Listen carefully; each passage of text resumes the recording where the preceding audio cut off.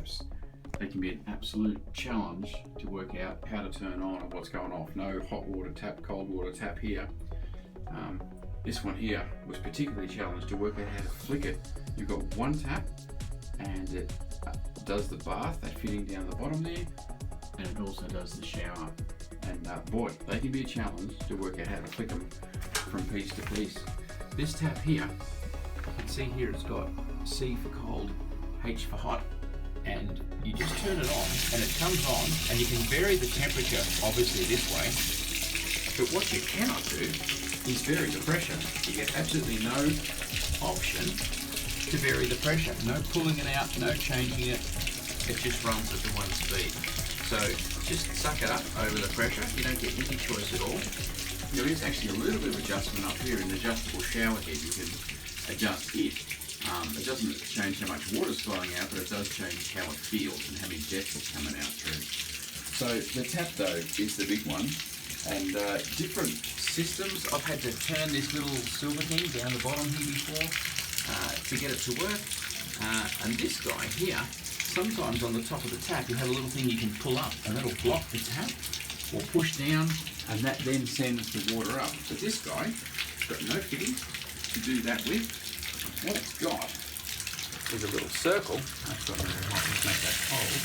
A little circle down here, and that, you don't pull it, you don't turn it, so you do pull it down like that, and then you get out of the way because the shower head starts and it streams out. And I've got to tell you, the amount of times I've been hit by that, because you only get like half a second and all of a sudden it's ripping.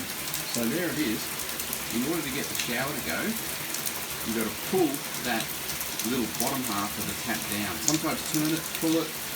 Sometimes you pull it, it'll go straight back up. You've got to pull it down and then turn it. It's all sorts of different combinations.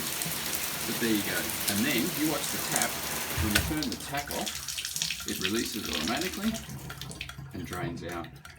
So that is their system. It's different, and if you're not used to it, it's pretty awkward.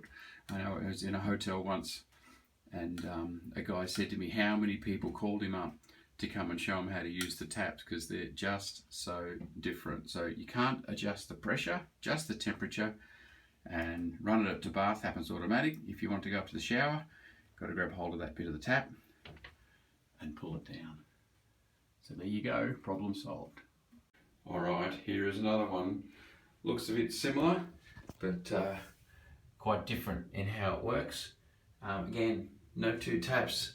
We've got temperature variation this time. You get to decide, well, sorry, we had temperature variation last time, but we get pressure. You pull that out. There's not a lot of pressure variation, but that gets it running.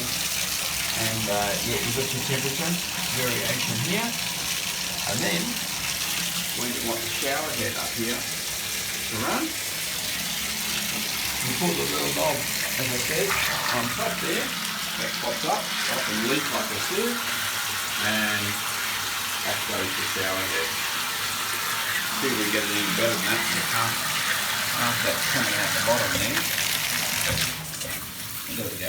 Give it a good old hard pull.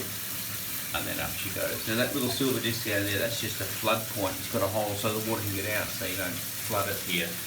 But again, temperature is adjusted there by turning.